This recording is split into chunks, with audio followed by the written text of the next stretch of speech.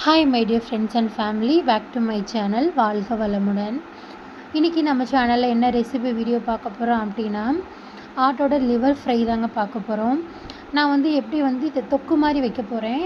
இந்த liver fry வந்து நீங்கள் சாப்பாட்டில் கூட பிசைஞ்சு சாப்பிட்லாம். இதுக்கு என்னென்ன பொருள் தேவையானது நான் சொல்கிறேன் உங்களுக்கு. நான் 300 கிராம் வந்து லிவர் எடுத்திருக்கேன். இதுக்கு வந்து 1/4 கிலோ சின்ன வெங்காயம், ஒரு 2 தக்காளி, இஞ்சியும் பூண்டையும் வந்துட்டு நான் தட்டி எடுத்து வச்சுருக்கேன். மிக்ஸியில் போட்டு அரைக்காமல் நான் கொரகொரப்பாக தட்டி எடுத்து வச்சுருக்கேன். இது தாளிப்புக்கு வந்துட்டு சோம்பு. இவ்வளோ தாங்க இதுக்கு தேவையான பொருள். அதுக்கப்புறம் வந்து பொடி ஐட்டம்ஸ் போடணும், அதை நான் பின்னாடி சொல்கிறேன். இப்போ வந்து நல்லெண்ணெய் சேர்த்துக்கோங்க. நல்லெண்ணெய் போட்டிங்கன்னா லிவர் ஃப்ரைக்கு சூப்பராக இருக்கும். நல்லெண்ணெய் கொஞ்சம் தாராளமாக ஊற்றிட்டு சோம்பு போட்டுட்டு, சோம்பு நல்லா வெடிச்சக்கப்புறம் கடுகு போட்டு சின்ன வெங்காயத்தை போட்டு நல்லா வணக்குங்க. அந்த லிவர் ஃப்ரைக்கு வந்து கண்டிப்பாக நீங்கள் சின்ன வெங்காயம் தான் சேர்க்கணும். அப்போ தான் டேஸ்ட் வந்துட்டு சூப்பராக இருக்கும். நான் இப்போ வந்து 300 கிராம் வந்து லிவருக்கு வந்துட்டு நான் வந்து ஒரு 1/4 கிலோ வெங்காயம் அளவுக்கு நான் எடுத்திருக்கேன். ஸோ அப்படி சேர்த்திங்கன்னா தான் டேஸ்ட்டு சூப்பராக இருக்கும். இந்த வெங்காயம் கொஞ்சம் எண்ணெயில் நல்லா கோல்டன் கலர் ஆகவும் தட்டி வச்சுருக்கேன் இஞ்சி பூண்டையும் நீங்கள் இது கூட சேர்த்துக்கோங்க. அந்த இஞ்சி பூண்டு வெங்காயம் எல்லாமே நல்லா கொஞ்சம் பச்சை ஸ்மெல் போகிற வரையும் நல்லா வணங்கிட்டு, நான் ஒரு 2 வெங்காயம் மட்டும் கட் பண்ணி 2 தக்காளி மட்டும் கட் பண்ணி வச்சுருக்கேன். அதையும் இது கூட சேர்த்து நல்லா வணக்கிக்கோங்க.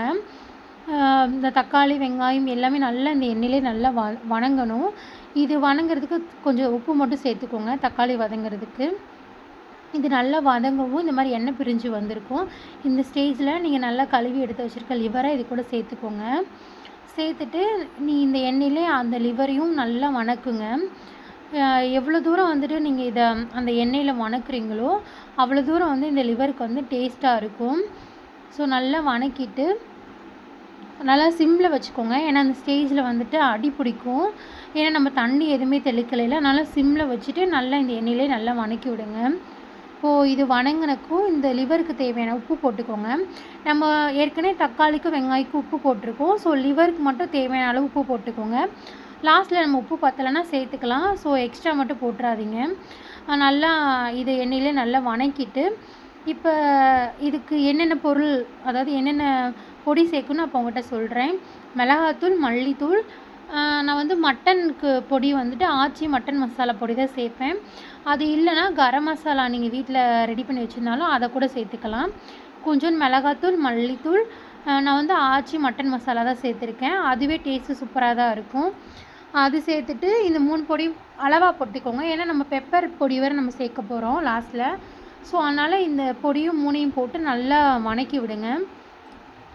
நல்லா இந்த எண்ணெயிலே வணக்கி விட்டுட்டு இந்த பொடி ஸ்மெல் போகவும் இந்த லிவர் வேகிறதுக்காக மட்டும் நீங்கள் தண்ணி சேர்த்துக்கோங்க. ரொம்ப நிறையா தண்ணி சேர்க்க வேணாம். ஏன்னா வந்து லிவர் டக்குன்னு வெந்துடும். சில லிவர் வந்துட்டு கொஞ்சம் ஹார்டாக இருக்கும். அதுக்கு மட்டும் கொஞ்சம் எக்ஸ்ட்ரா தண்ணி ஊற்றிக்கோங்க. இது வந்துட்டு பார்த்தாலே தெரியுது கொஞ்சம் சாஃப்டாக தான் இருக்குது. அதனால் நான் அளவாக மட்டும் தண்ணி ஊற்றிக்கிறேன். தண்ணி ஊற்றிட்டு கொஞ்சம் மூடி போட்டு சிம்மில் வச்சுருங்க. இந்த மாதிரி கொஞ்சம் எண்ணெய் பிரிஞ்சு வந்தக்கப்புறம் நான் கொஞ்சோண்டு பெப்பர் தூள் சேர்த்துக்கிறேன். பெப்பர் தூள் சேர்த்துட்டு நல்லா வணக்கி விட்டுட்டு சிம்மில் வச்சுருங்க. நல்லா மூடி போட்டு சிம்மில் வச்சுட்டு கொஞ்சம் நேரம் கழித்து ஓப்பன் பண்ணி பார்த்தீங்கன்னா இந்த மாதிரி சூப்பராக எண்ணெய் பிரிஞ்சு வந்திருக்கும். இதுக்கு குழம்பு கூட தேவையில்லைங்க. அந்த லிவர் ஃப்ரையை நல்லா ஒயிட் ரைஸில் போட்டு பிசைஞ்சு சாப்பிட்டிங்கன்னா டேஸ்ட்டு சூப்பராக இருக்கும். கண்டிப்பாக இந்த மாதிரி ட்ரை பண்ணி பாருங்கள். டேஸ்ட் அல்டிமேட்டாக இருக்கும். இந்த வீடியோ உங்களுக்கு பிடிச்சிருந்துச்சின்னா மறக்காமல் என்னோடய சேனல் சப்ஸ்கிரைப் பண்ணிக்கோங்க.